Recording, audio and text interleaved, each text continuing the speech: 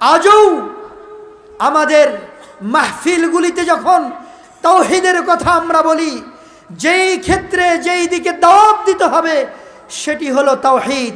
সকল ক্ষেত্রে আল্লাহর তাওহীদকে প্রচার করা, প্রকাশ করা, আল্লাহর একত্ববাদ ঘোষণা যেন করতে পারে, কথায় কাজে মনে সর্বক্ষেত্রে আল্লাহর তাওহীদ যেন বুলন্দ হয়। সম্মানিত উপস্থিতি, আমরা এই কথাগুলি যখন বলি, একদল লোক আছে এই তাওহীদ সেই মক্কা জীবনের দাওয়াত এ কথা বলে। আপনি যদি মক্কা জীবনের যে দাওয়াত আল্লাহর নবী সাল্লাল্লাহু আলাইহি ওয়াসাল্লাম দিয়েছিলেন, সেই দাওয়াত আজও যদি প্রতিষ্ঠিত না হয়, তাহলে সেই দাওয়াতের জন্য আমাদের এখনও কি করতে হবে? কাজ করতে হবে।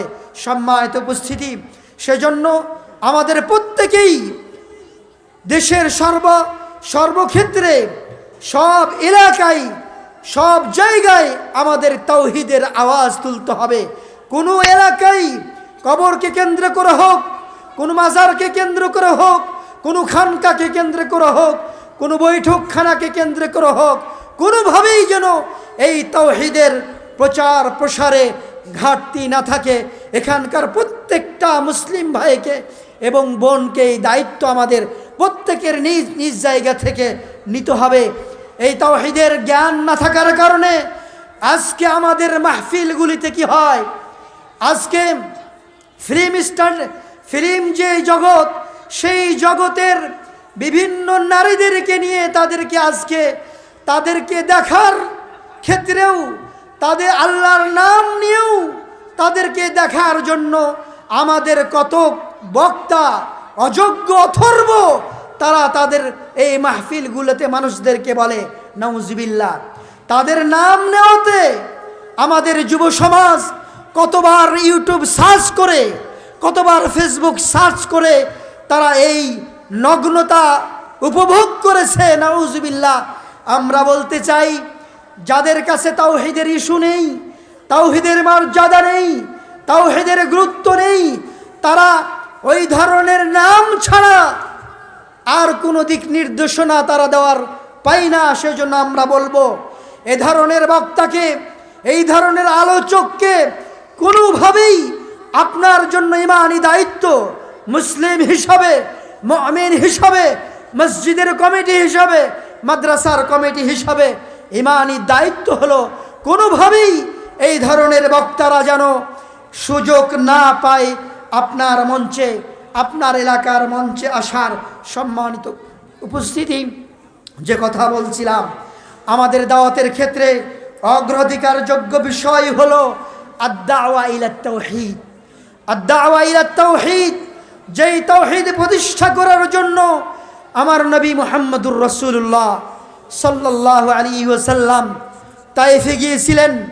তায়েফ থেকে ফিরে আসার সময় আল্লাহর নবীকে রক্তাক্ত করা হয়েছিল, এ কথা আপনাদের অজানা নয়। আল্লাহর নবী সাল্লাল্লাহু আলাইহি ওয়াসাল্লাম তিনাকে বেহুশ করে দেওয়া হয়েছে।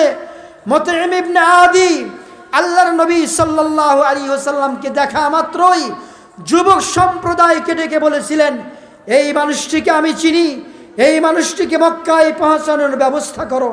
আল্লাহর নবী সাল্লাল্লাহু আলাইহি ওয়াসাল্লাম যখন তিনি জ্ঞান ফিরে আসে, দেখেন সেই মুতঈম ইবনে আদি কিছু যুবকদেরকে নিয়ে আল্লাহর নবী সাল্লাল্লাহু আলাইহি ওয়াসাল্লামকে মক্কায় পৌঁছানোর ব্যবস্থা করেছিলেন। আল্লাহর নবী সাল্লাল্লাহু আলাইহি ওয়াসাল্লামের যখন মেয়ে জাইনাবের স্বামী আবুল আস ইবনে রবি যখন বদর যুদ্ধে বন্দী হয়ে আসেন, তখন আল্লাহ রাসূল সাল্লাল্লাহু আলাইহি ওয়াসাল্লাম তিনি তাকে দেখে বলেছিলেন, আবুল আস ইবনে রবি, আজকে যদি সেই মুতঈম ইবনে আদি যখন সেই তায়েফ থেকে ফিরিয়ে নিয়ে আসার ক্ষেত্রে যে বিশাল ভূমিকা পালন করেছে, সে যদি আজও বলে যে আবুল আস ইবনে রবি আল্লাহ রাসূলের মেয়ের জামাইকে বিনা মুক্তিপণে ফিরিয়ে দেওয়া হোক, আমি তার কথা আজ শুনতে বাধ্য নই। সম্মানিত উপস্থিতি, আসুন তাওহীদের গুরুত্ব, তাওহীদের মর্যাদা আমাদের বুঝেই এই দিকে প্রত্যেকটি ব্যক্তিকে, আমি আলেম হই, তালিবুল ইলম হই, ইমাম হই, খতিব হই অথবা সর্বসাধারণ মানুষ হই, যতটুক আমার মধ্যে জ্ঞান রয়েছে, তাওহীদের জ্ঞান রয়েছে, সেই তাওহীদের দিকে মানুষদেরকে আমি আহ্বান করব। এটাই প্রত্যেকটা ব্যক্তির হওয়া উচিত।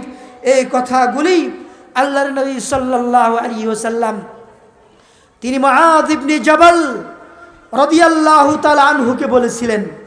তিনি ইয়ামানের গভর্নর করে ইয়ামান দেশে যখন আল্লাহর নবী সাল্লাল্লাহু আলাইহি ওয়াসাল্লাম সেই মুআয ইবনে জাবালকে যখন প্রেরণ করছিলেন, আল্লাহর নবী সাল্লাল্লাহু আলাইহি ওয়াসাল্লাম মুআয ইবনে জাবালকে একটি উটের উপরে বসিয়ে আল্লাহর নবী সাল্লাল্লাহু আলাইহি ওয়াসাল্লাম নিজে বিশ্বের শ্রেষ্ঠ নবী, শ্রেষ্ঠ রাসূল, সেই রাসূল উটের দড়ি ধরে টানছেন, মুআয ইবনে জাবালকে সেই উটের উপরে বসিয়ে ওসিয়ত করছেন, হে মুআয, ইন্নাকা তাতি কওমান মিন আহলি কিতাব।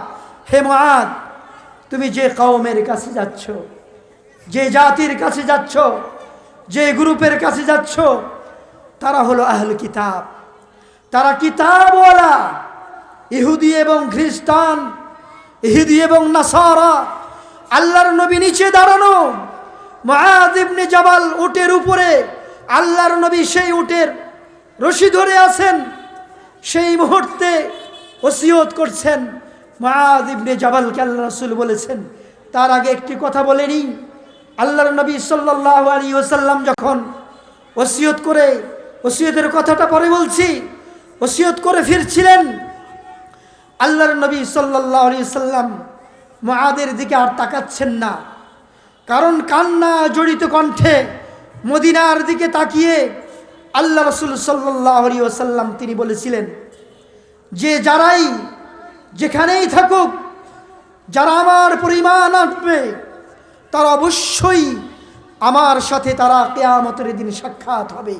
প্রিয় উপস্থিতি, আমরাও আল্লাহর নবী সাল্লাল্লাহু আলাইহি ওয়াসাল্লামকে আমরা দেখি নাই, কিন্তু আমরা ঈমান এনেছি, যে তাওহীদের দাওয়াত দিয়েছেন, যে তাওহীদের কথা বলে গিয়েছেন, সেই তাওহীদের উপরে আমরা ঈমান এনেছি, আল্লাহর নবী সাল্লাল্লাহু আলাইহি ওয়াসাল্লামের প্রতি ঈমান এনেছি। তো মুআয ইবনে জাবালকে আল্লাহ রাসূল বলছিলেন, হে মুআয, তুমি যে কওমের কাছে যাচ্ছ তারা হলো ইহুদি এবং নাসারা। ইন্নাকা তাতি কওমান মিন আহলি কিতাব ফালইয়াকুন আউওয়ালা মা তাদউহুম ইলাইহি শাহাদাতি আল্লা ইলাহা ইল্লাল্লাহ। তোমার সর্বপ্রথম দাওয়াত হবে সে কওমের জন্য, ইহুদি এবং খ্রিস্টানের জন্য সে দাওয়াত হবে শাহাদাতি আল্লা ইলাহা ইল্লাল্লাহ ওয়া আন্না মুহাম্মাদুর রাসূলুল্লাহ, আল্লাহ ছাড়া সত্য কোনো মাবুদ নেই, এ কথার প্রতি দাওয়াত দেওয়া, এবং মুহাম্মদ সাল্লাল্লাহু আলাইহি ওয়াসাল্লাম আল্লাহর প্রিয় রাসূল, এ কথার সাক্ষ্য দেওয়া। সম্মানিত উপস্থিতি, এ কথা প্রমাণিত হয় আপনার সর্বপ্রকার দাওয়াত দেওয়ার পূর্বে, সর্বক্ষেত্রে দাওয়াত দেওয়ার পূর্বে আপনাকে প্রতিষ্ঠা করতে হবে যাকে দাওয়াত দিচ্ছেন তার মধ্যে তাওহীদ প্রতিষ্ঠা হয়েছে কিনা, ঈমান প্রতিষ্ঠা হয়েছে কিনা। আর যদি এই ঈমান প্রতিষ্ঠা না হয়, তাওহীদ তার মধ্যে প্রজ্বলিত না হয়, তাহলে অন্য কোনো দাওয়াত দেওয়ার অধিকার আল্লাহর নবী ইসলামী শরীয়ত রাখে নাই। তার প্রমাণ হলো আল্লাহ রাসূল সাল্লাল্লাহু আলাইহি সাল্লাম এই হাদিসের মধ্যে বলেছেন, ফাইনহুম আতাউকা লিযালিক ফাআলিমহুম আন্নাল্লাহ ইফতারাদা আলাইহিম খামসা সালাওয়াতিন ফি কুল্লি ইয়াউমিন ওয়া লাইলা। হে মুআয, তোমার এই কথা যদি স্বীকার করে নাই, তাওহীদের মানে যদি বুঝে নাই, আল্লাহ রাসূলকে, আল্লাহকে যদি এক বাক্যে তারা মেনে নাই এবং আল্লাহ রাসূলকেও আল্লাহ রাসূল হিসাবে যদি মেনে নেয়, তাহলে তাদেরকে জানিয়ে দিবে, ফাআলিমহুম, হে মুআয, তুমি তাদেরকে জানিয়ে দিবে কি, আন্নাল্লাহ ইফতারাদা আলাইহিম খামসা সালাওয়াতিন ফি কুল্লি ইয়াউমিন ওয়া লাইলা।